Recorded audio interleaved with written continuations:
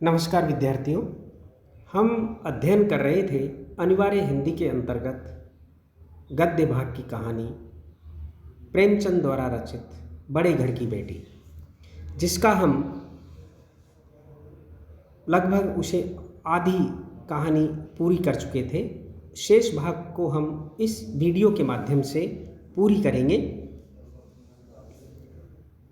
कहानी के जो कथा सूत्र हैं, महत्वपूर्ण घटनाएं हैं, इन सभी के बारे में हम पहले वीडियो में पढ़ चुके हैं।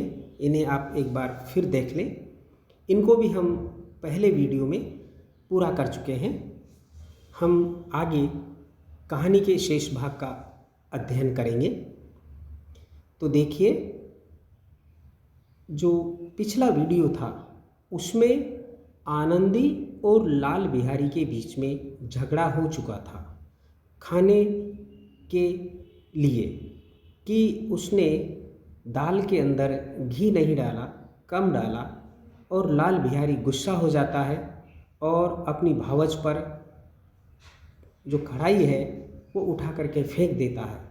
और आनंदी अत्यधिक गुस्सा करती है, लेकिन चूंकि श्रीकंठ बाहर थे, घर में नहीं थे, इसलिए वह खून का घूंट पीकर रह गई, अपने गुस्से को पी गई और शांत हो गई, लेकिन अत्यधिक क्रोधित थी।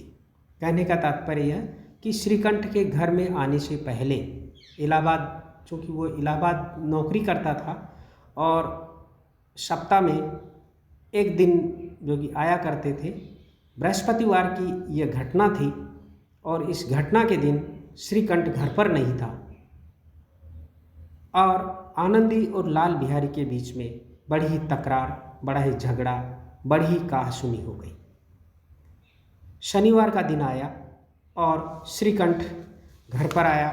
उसको सारे घटनाक्रम का पता चला और आगे क्या होता है उसी का वर्णन इस वीडियो में है। और इस वीडियो में ये कहानी हम इस कहानी को हम पूरा कर देंगे। तो देखिए, क्रमशः श्रीकंठ सिंह शनिवार को घर आया करते थे। बृहस्पति को यह घटना हुई, अर्थात लाल बिहारी और आनंदी के बीच में झगड़ा हो गया। 2 दिन तक आनंदी कोप भवन में रही, अर्थात अत्यधिक गुस्सा रही, किसी से उसने बात नहीं की, नाराज रही, न कुछ खाया न कुछ पिया, उनकी बाट देखती रही, उनकी प्रतीक्षा करती रही, अर्थात श्रीकंठ की प्रतीक्षा करती रही कि वो आए और उनसे लाल बिहारी की शिकायत करें। अंत में शनिवार को वह नियमानुकूल संध्या समय घर आए और बाहर बैठकर कुछ इधर उधर की बातें, कुछ देश काल संबंधी समाचार और कुछ नए मुकदमों आदि की चर्चा करने लगे। यानी कि श्रीकंठ आकर के घर के बाहर ही घर वालों से, गांव वालों से बात करने लग गए, सीधे आनंदी के पास नहीं गए थे। ये वार्तालाप रात को 10 बजे तक चलता रहा। गांव के भद्र पुरुषों को इन बातों में ऐसा आनंद मिलता था कि खाने पीने की भी सुधि नहीं रहती थी। अर्थात गांव के लोग जब शहर के इन घटनाक्रमों के बारे में, देश विदेश के बारे में, राजनीति के बारे में किसी पढ़े लिखे लोग से सुनते हैं, आदमी से सुनते हैं, तो उन्हें बड़ा आनंद मिलता है। और यहाँ तक कि वो इसमें इतना इंटरेस्ट लेते हैं, इतना आनंद का अनुभव करते हैं कि उनको खाने पीने तक की भी सुध नहीं रहती है। और श्रीकंठ है कि वह एक सामाजिक प्राणी है, एक सामाजिक कार्यकर्ता का भी भाव उसके अंदर था, इसलिए लोगों से बातचीत करना, लोगों की समस्याओं को सुनना, ये उनके स्वभाव का मुख्य अंग था। इसलिए इलाहाबाद से आता था, गांव वालों से बात करता था, उनको नई नई बातें बताया करता था और गांव वाले भी एक तरह से उसका इंतज़ार किया करते थे और उनकी बातों को सुन करके गांव वालों को बड़ा ही आनंद मिलता था।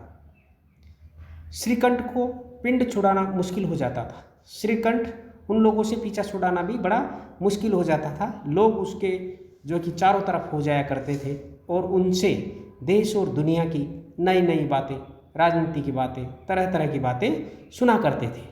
यहाँ तक कि श्रीकंठ उनसे पीछा छुड़ाना श्रीकंठ के लिए मुश्किल हो जाया करता था।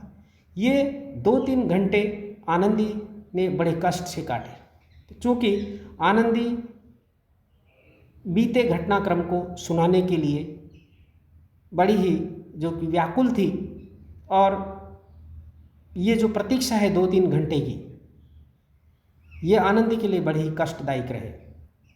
किसी तरह भोजन का समय आया, पंचायत उठी, यानी कि लोग बाग, जो गांव के लोग बाग थे वो इधर उधर हो गए, एकांत हुआ, कोई नहीं रहा।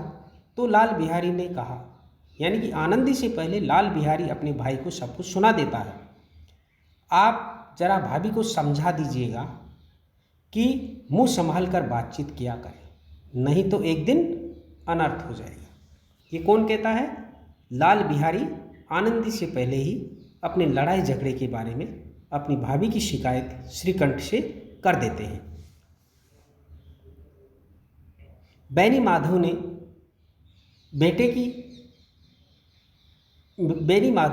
बेटे की ओर साक्षी दी, यानी कि लाल बिहारी की ही हिमायती की। हाँ, बहु बेटियों का ये स्वभाव अच्छा नहीं कि मर्दों के मुंह लगे, यानी कि बैनी माधव भी ये मानकर चलता है प्रथम दृष्टया कि आनंदी को इतनी बात नहीं करना चाहिए। लाल बिहारी कहता है, वह बड़े घर की बेटी है तो हम भी कोई कुर्मी कहार नहीं है, अर्थात वो बड़े घर की बेटी है तो हम भी कोई भिखमंगे नहीं हैं, हम भी कोई कमज़ोर नहीं हैं, हमारे भी घर की इज्जत है। वो ऐसा न समझे बातचीत में, व्यवहार में, कि हमारा घर कोई घर नहीं है। श्रीकंठ ने चिंतित स्वर से पूछा, आखिर क्या बात है, क्या झगड़ा हो गया, क्या बात हो गई? लाल बिहारी ने कहा, कुछ भी नहीं, यूं ही आप उलझ पड़ी।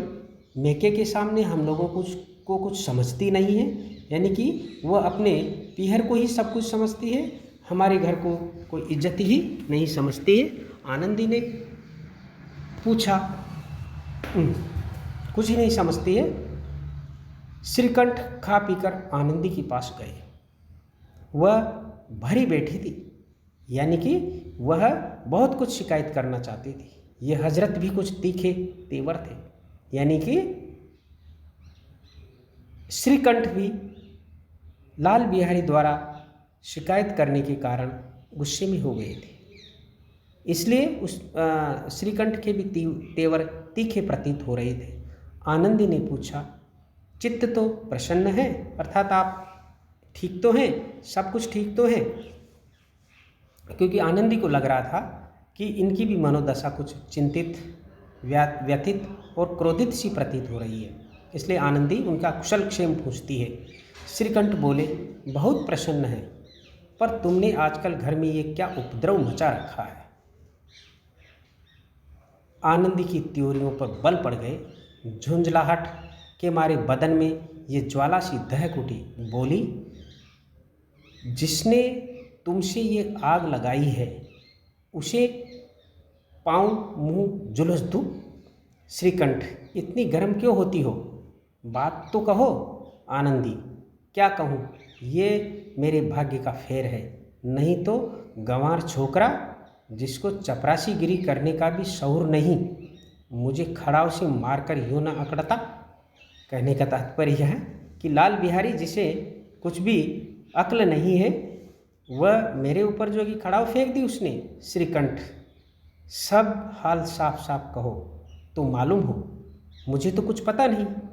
अर्थात श्रीकंठ कहता है कि सारे घटनाक्रम का मुझे सही पता नहीं है, तुम शांति से मुझे सारे घटनाक्रम के बारे में बताओ, तभी मुझे पता चलेगा कि किसकी गलती है और किसकी नहीं है। आनंदी अब कहती है, परसों तुम्हारे लाडले भाई ने मुझसे मांस पकाने को कहा, घी हांडी में पाव भर से अधिक न था, वह सब मैंने मांस में डाल दिया। जब खाने बैठा तो कहने लगा, दाल में घी क्यों नहीं है? बस इसी पर मेरे मेके को बुरा भला कहने लगा। मुझसे न रहा गया। मैंने कहा कि वहाँ इतना घी तो नाई कहार खा जाते हैं और किसी को जान भी नहीं पड़ता, अर्थात किसी को मालूम भी नहीं पड़ता। इतना सा जिस घी में तुम अपनी सब्जी बनवाना चाहते हो उसको तो नाई कहार ही खा जाते हैं और किसी को पता भी नहीं चलता, वहाँ इतना घी होता है। बस इतनी सी बात पर इस अन्यायी ने मुझ पर कड़ाव फेंक कर मारी। यदि हाथ से न रोक लूँ तो सिर फट जाए। उसी से पूछो मैंने जो कुछ कहा है वह सच है या झूठ है। अर्थात आनंदी कहती है कि ये जो घटनाक्रम मैंने आपको सुनाया है ये बिल्कुल सच है, और आपको विश्वास नहीं है तो लाल बिहारी से जाकर के पूछ लीजिए। श्रीकंठ की आंखें लाल हो गई, अर्थात उसे अब सच्चाई का पता चल गया और लाल बिहारी पर वो गुस्सा हो जाता है। बोले, यहाँ तक हो गया? इस छोकरे का यह साहस। आनंदी स्त्रियों के स्वभाव अनुसार रोने लगी, क्योंकि आंसू उनकी पलकों पर रहते हैं। श्रीकंठ बड़े धैर्य और शांत पुरुष थे, यानी कि वो हर परिस्थिति में धैर्य और शांति से काम लिया करते थे। उन्हें कदाचित भी कभी क्रोध नहीं आता था। स्त्रियों के आंसू पुरुष की क्रोधाग्नि भड़काने में तेल का काम करते हैं। अर्थात आनंदी की बातों से श्रीकंठ को भी गुस्सा आ गया। रात भर करवटें बदलते रहे, नींद नहीं आई श्रीकंठ को। इस घटनाक्रम को सुनकर, आनंदी के अपमान को सुनकर और लाल बिहारी ने जो हिमाकत की है उसे देख करके, उसने जो हिम्मत की उसे देख करके, घटनाक्रम को देख करके श्रीकंठ को भी गुस्सा आया और बेचैन से हो गए। रात भर उन्हें नींद नहीं आई, करवटें बदलते रहे। उद्विग्नता के कारण पलक तक नहीं झपकी। प्रातःकाल अपने बाप के पास जाकर के बोले, दादा अब इस घर में मेरा निभाना होगा। वो ठाकुर बेनी माधव से, अपने पिता से कहता है, कौन? श्रीकंठ, कि अब इस घर में मेरा निर्वाह नहीं होगा, अर्थात मैं इस घर में अब रह नहीं सकता। इस तरह की विद्रोहपूर्ण बातें कहने पर श्रीकंठ ने कितनी ही बार अपने कई मित्रों को आड़े हाथों लिया था। अर्थात जिस बात को आज स्वयं श्रीकंठ अपने पिता से कह रहे हैं कि अब मैं इस घर में नहीं रह सकता, इस प्रकार की बातें जब उसके साथी मित्र अपने परिवार में किया करते थे तो श्रीकंठ उन्हें ही डांटते थे और समझाया करते थे। परंतु दुर्भाग्य, आज उन्हें स्वयं वही बातें अपने मुंह से कहनी पड़ी। दूसरों को उपदेश देना भी कितना सहज है। ठाकुर बेनी माधव सिंह घबरा उठे और बोले, क्यों?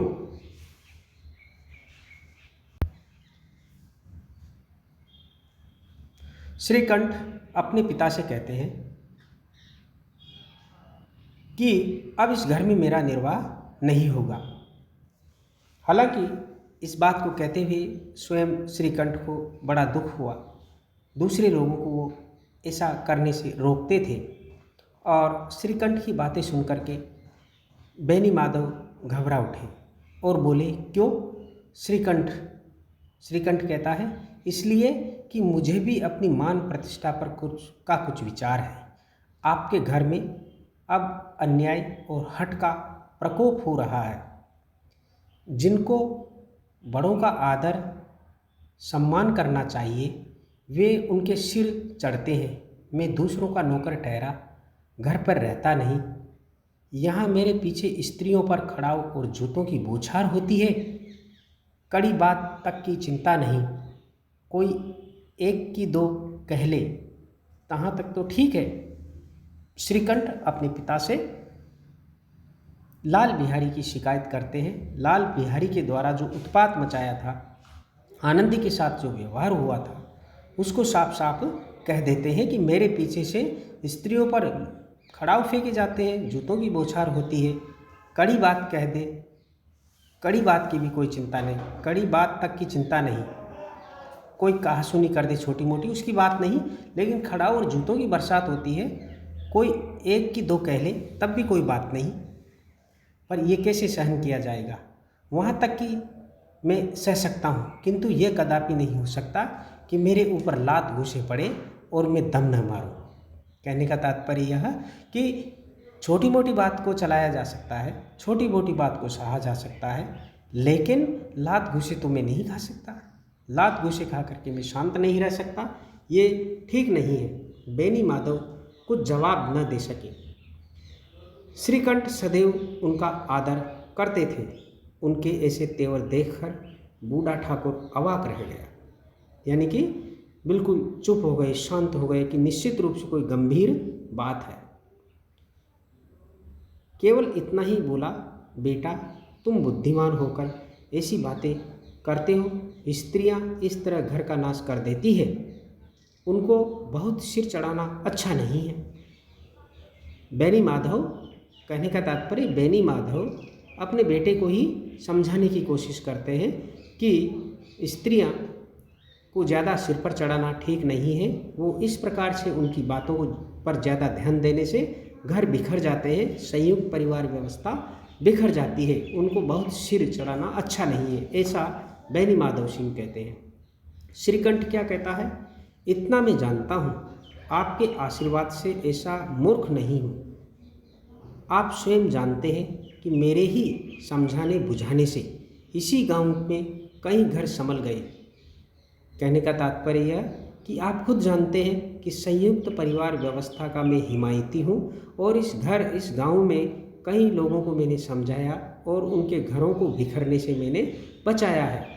पर जिस स्त्री की मान मर्यादा, मान प्रतिष्ठा का ईश्वर के दरबार में उत्तरदाता हूँ, उसके प्रति ऐसा घोर अन्याय और पशुवत व्यवहार मुझे असह्य है। यानी कि आनंदी के प्रति जो घोर अन्याय और पशुवत व्यवहार किया जा रहा है वो मेरे लिए असह्य है, उसे मैं सहन नहीं कर सकता। आप सच मानिए, मेरे लिए यही कुछ कम नहीं है कि लाल बिहारी को कुछ दंड नहीं देता।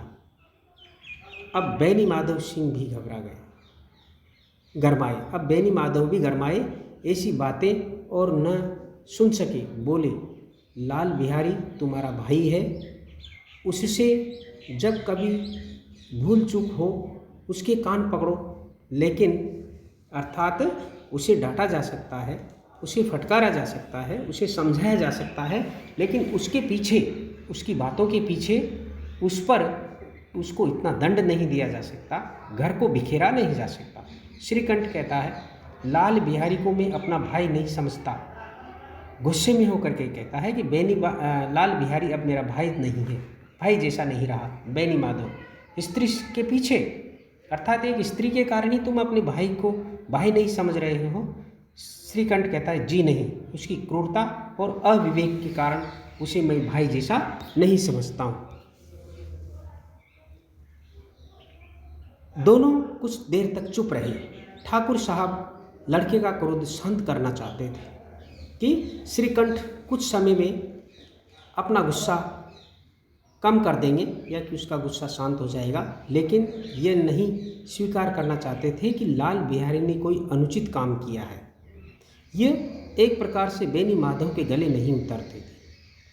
इसी बीच में गांव के और कई सज्जन हुक्के चिलम के बहाने वहाँ आ बैठे, घर की बात सुनने के लिए, उन लोगों की बिगड़ती को देखने के लिए। कई स्त्रियों ने जब ये सुना कि श्रीकंठ पत्नी के पीछे पिता से लड़ने को तैयार है तो उन्हें बड़ा हर्ष हुआ, क्योंकि गांव की स्त्रियां उसकी संयुक्त परिवार व्यवस्था के हिमायती स्वरूप की निंदा किया करती थी। और आज श्रीकंठ का ही घर बिखर रहा है और श्रीकंठ खुद घर से अलग होना चाह रहा है, इस पर उन्हें बड़ा आनंद हुआ, बड़ा हर्ष हुआ। दोनों पक्षों की मधुर वाणियाँ सुनने के लिए उनकी आत्माएं तिलमिलाने लगी।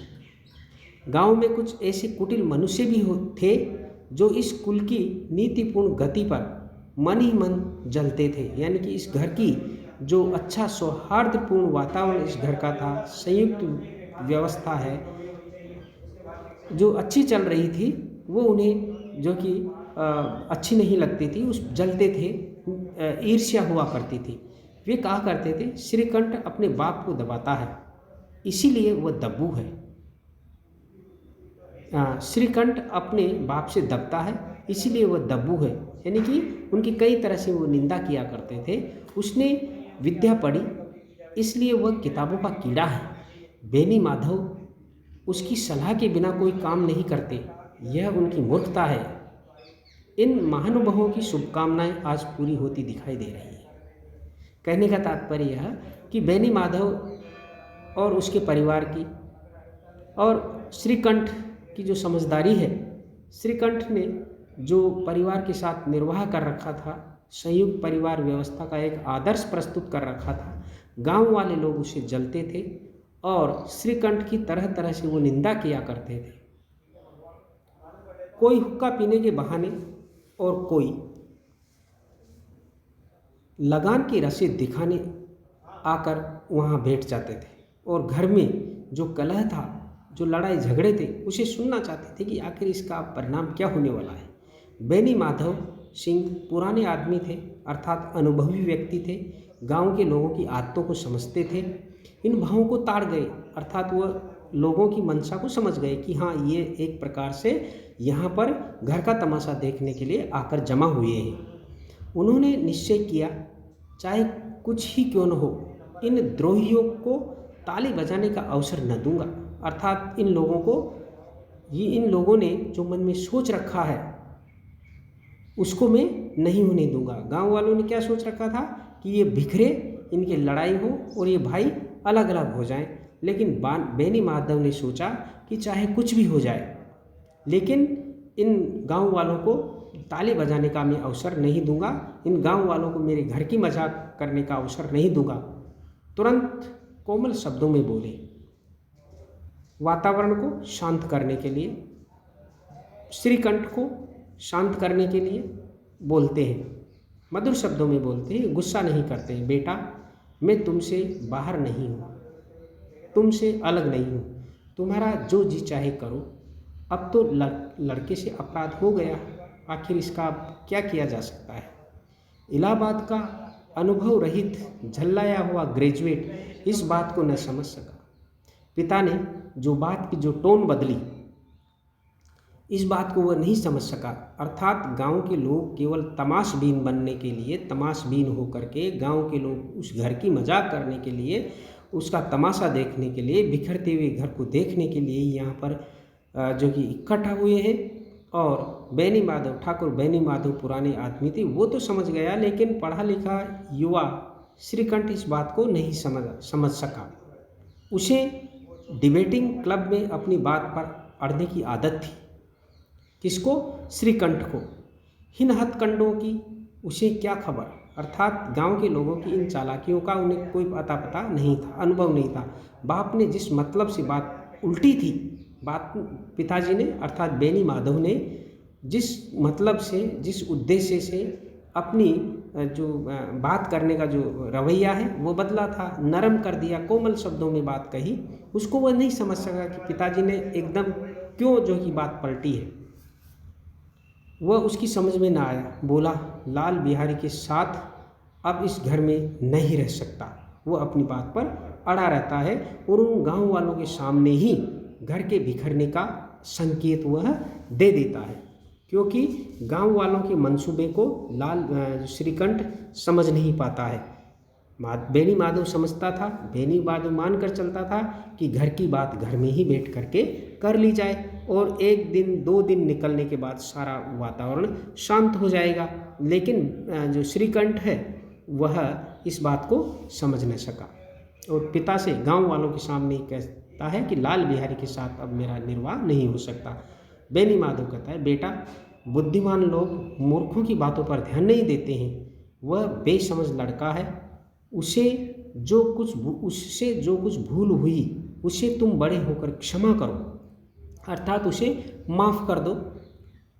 छोटे और मूर्ख लोगों के से प्रभाव नहीं पड़ता है, यानी कि जो समझदार व्यक्ति है वह मूर्ख लोगों की बातों में नहीं आते हैं। अर्थात किसके लिए कहा गया है? लाल बिहारी के लिए कहा गया है कि लाल बिहारी मूर्ख है, छोटा है और उसके मुंह नहीं लगते हैं, उसकी बातों पर ध्यान नहीं देना चाहिए। श्रीकंठ कहता है, उसकी इस दुष्टता को मैं कदापि नहीं सह सकता, या तो वही घर में रहेगा या मैं ही। आपको यदि वह अधिक प्यारा है तो मुझे विदा कीजिए, अर्थात मुझे अब इस घर से अलग हो जाने दीजिए। मैं अपना भार आप संभाल लूँगा, यानी कि मैं अपना निर्वाह स्वयं कर लूँगा। यदि मुझे रखना चाहते हैं तो उससे कहिए जहाँ चाहे चला जाए, बस ये मेरा अंतिम निश्चय है, अंतिम फैसला है। श्रीकंठ पिता के सामने बिल्कुल अड़ जाते हैं, अपने फैसले पर अडिग रहते हैं। लाल बिहारी सिंह दरवाजे की चौखट पर चुपचाप खड़ा बड़े भाई की बातें सुन रहा था कि भाई श्रीकंठ मुझ पर कितना नाराज़ है, कितना गुस्सा है, यहाँ तक कि घर छोड़ने के लिए भी तैयार है, घर से अलग रहने के लिए भी तैयार है। वह उनका बहुत आदर करता था। लाल बिहारी भाई का बहुत आदर करता था, क्योंकि भाई भी उसको उतना ही प्रेम किया करता था। उसे कभी इतना साहस न हुआ था कि श्रीकंठ के सामने चारपाई पर बैठ जाए, हुक्का पी ले या पान खा ले। अर्थात भाई का बहुत सम्मान करता था। बाप का भी वह इतना मान न करता था। श्रीकंठ का भी वह उस पर हार्दिक स्नेह था। श्रीकंठ का भी उस पर हार्दिक स्नेह था, अर्थात हृदय से प्रेम करता था श्रीकंठ। लेकिन आज का जो माहौल बिगड़ा है, उस पर एक तरह से लाल बिहारी को बड़ा अफसोस है। अपने होश में उन्होंने कभी भी घुड़का तक न था, अर्थात उस पर गुस्सा न किया था। जब वो इलाहाबाद से आते तो उसके लिए कोई न कोई वस्तु अवश्य लाते थे। मुकद्दर की जोड़ी उन्होंने ही बनवा कर दी थी, यानी पहनने के लिए जो जूतियाँ थी वो भाई ने ही बनवा करके, अर्थात श्रीकंठ ने ही लाल बिहारी को दी थी। अर्थात दोनों भाइयों में आपसी प्रेम था। पिछले साल जब उसने अपने से ड्यूडे जवान को नागपंचमी के दिन दंगल में पछाड़ दिया, तो उन्होंने पुलकित होकर, अर्थात खुश होकर अखाड़े में ही जाकर उसे गले लगा लिया और 5 रुपए के पैसे लुटाए थे। श्रीकंठ अपने छोटे भाई से इतना प्यार करते थे। ऐसे भाई के मुंह से आज ऐसी हृदय विदारक, हृदय को तोड़ देने वाली बात सुनकर लाल बिहारी को बड़ी ग्लानि हुई, अर्थात बड़ा पछतावा हुआ। वह फूट फूट कर रोने लगा। इसमें संदेह नहीं कि अपने किए पर पछता रहा था। भाई के आने से एक दिन पहले से उसकी छाती धड़कती थी कि देखो भैया क्या कहते हैं, मैं उनके सम्मुख कैसे जाऊंगा, उनसे कैसे बोलूँगा, मेरी आंखें उनके सामने उठेगी। उसने समझा था कि भैया मुझे बुलाकर समझा देंगे। इस आशा के विपरीत आज उसने उन्हें निर्दयता की मूर्ति बने हुए पाया, अर्थात अपने प्रति बहुत गुस्सा उसमें देखा। वह मूर्ख था, परंतु उसका मन कहता था कि भैया मेरे साथ अन्याय कर रहे हैं। यदि श्रीकंठ अकेले में बुलाकर 2-4 बातें कह देते, मुझे डांट देते, फटकार देते, इतना ही नहीं 2-4 तमाचे भी लगा देते, तो कदाचित उसे इतना दुख न होता। पर भाई का ये कहना कि अब मैं इसकी सूरत भी नहीं देखना चाहता, लाल बिहारी से सहा न गया। लाल बिहारी को भी बड़ा दुख हुआ। वो रोता हुआ घर आया, कोठरी में जाकर कपड़े पहने, आंखें पोंछी, जिससे कोई ये न समझे कि रोता था। तब आनंदी के द्वार पर बोला, यानी कि आनंदी जहाँ पर थी उस कमरे के द्वार पर आकर बोला, भाभी भैया ने निश्चय किया है कि वह मेरे साथ इस घर में न रहेंगे। अब वह मेरा मुंह नहीं देखना चाहते, इसलिए अब मैं जाता हूँ। उन्हें फिर मुंह न दिखाऊंगा। मुझसे जो कुछ अपराध हुआ उसे क्षमा करना। यह कहते कहते लाल बिहारी का गला भर आया, अर्थात लाल बिहारी को बड़ा पश्चाताप हुआ, लेकिन प्रेम का भाव भी यहाँ पर बराबर बना हुआ है। अपने किए पर लाल बिहारी को पछतावा होता है। जिस समय लाल बिहारी सिंह सिर झुकाए आनंद के द्वार खड़ा था, उस समय श्रीकंठ भी आंखें लाल किए बाहर से आए। भाई को खड़ा देखा तो घृणा से आंखें फेर ली और कतराकर निकल गए, मानो उसकी परछाई से दूर भागते हों। आनंदी ने लाल बिहारी की शिकायत तो की थी, लेकिन अब मन में पछता रही थी, क्योंकि घर बिखरने के कगार पर पहुंच चुका था।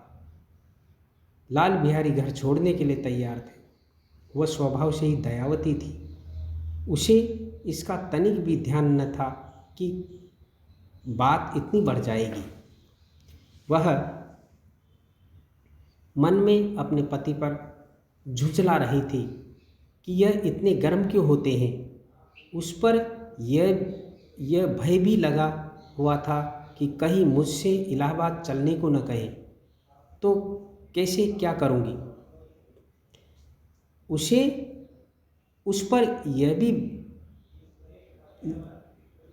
पर यह भय भी लगा हुआ था आनंदी को कि कहीं मुझसे इलाहाबाद चलने को कहें तो कैसे क्या करूँगी। इस बीच में जब उसने लाल बिहारी को दरवाजे पर खड़े ये कहते सुना कि अब मैं जाता हूँ, मुझसे जो कुछ अपराध हुआ क्षमा करना, तो उसका रहा सहा क्रोध भी पानी हो गया। अर्थात आनंदी का जो गुस्सा था, लाल बिहारी के प्रति जो नाराज़गी थी, वो बिल्कुल ख़त्म हो जाती है, ख़त्म हो गई है। वो रोने लगती है। मन का मैल धोने के लिए नयन जल से उपयुक्त और कोई वस्तु नहीं हो सकती। आँखों से मन का मैल, आंसुओं से मन का मैल धुलता है। श्रीकंठ को देखकर आनंद ने कहा, लाल बिहारी खड़े बहुत रो रहे हैं। श्रीकंठ, तो मैं क्या करूं? आनंदी, भीतर बुला लो, मेरी जीभ में आग लगी, मैंने कहाँ ये झगड़ा उठाया। अर्थात आनंदी भी पश्चाताप का भाव व्यक्त कर रही है। श्रीकंठ, मैं न बुलाऊंगा। आनंदी, पछताओगे, उन्हें बहुत ग्लानि हो गई है, ऐसा न हो कहीं चल दे। श्रीकंठ न उठे। इतने में लाल बिहारी ने फिर कहा, भाभी, भैया से मेरा प्रणाम कह दो, वह मेरा मुंह नहीं देखना चाहते, इसलिए मैं भी अपना मुंह उन्हें नहीं दिखाऊंगा। लाल बिहारी इतना कहकर लौट पड़ा और शीघ्रता से दरवाजे की ओर बढ़ा। अंत में आनंदी कमरे से निकली और उसका हाथ पकड़ लिया। लाल बिहारी ने पीछे फिर कर देखा और आंखों में आंसू भरे बोला, मुझे जाने दो। आनंदी, कहाँ जाते हो? लाल बिहारी, जहाँ कोई मेरा मुंह न देखे। आनंदी, मैं न जाने दूंगी। लाल बिहारी कहता है, मैं तुम लोगों के साथ रहने योग्य नहीं हूँ। आनंदी, तुम्हें मेरी सौगंध, अब एक पग भी आगे न बढ़ाना। लाल बिहारी, जब तक मुझे यह ना मालूम हो जाए कि भैया का मन मेरी तरफ से साफ हो गया, तब तक मैं इस घर में कदापि नहीं रहूँगा। आनंदी, मैं ईश्वर को साक्षी देकर कहती हूँ कि तुम्हारी ओर से मेरे मन में तनिक भी मेल नहीं है, तुम्हारे प्रति मेरे मन में तनिक भी गुस्सा या नाराज़गी नहीं है। अब श्रीकंठ का हृदय पिघला, यानी कि श्रीकंठ को भी एहसास हुआ कि अब इतनी नाराज़गी ठीक नहीं है। उन्होंने बाहर आकर लाल बिहारी को गले लगा लिया। दोनों भाई खूब फूट फूट कर रोए। लाल बिहारी ने सिसकते हुए कहा, भैया, अब कभी मत कहना कि तुम्हारा मुंह न देखूंगा। इसके सिवा आप जो दंड देंगे मैं सहर्ष स्वीकार करूंगा। श्रीकंठ ने कांपते हुए स्वर में कहा, लल्लू, इस बात को बिल्कुल भूल जाओ। ईश्वर चाहेगा तो फिर ऐसा अवसर न आएगा, अर्थात ऐसी नौबत नहीं आएगी, इतनी नाराज़गी और घर में कलह कभी न होगा। बेनी माधव बाहर से आ रहे थे। दोनों भाइयों को गले मिलते देखकर आनंद से पुलकित हो गए।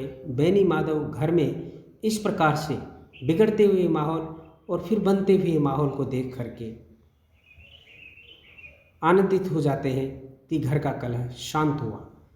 बोल उठे, बड़े घर की बेटियां ऐसी ही होती है, बिगड़ता हुआ काम बना देती है। कहने का तात्पर्य यह कि ठाकुर बेनी माधव आनंद की प्रशंसा करते हैं कि बड़े घर की बेटियां, अर्थात जो समझदार होती है, वह बिगड़ता हुआ काम बना लेती है।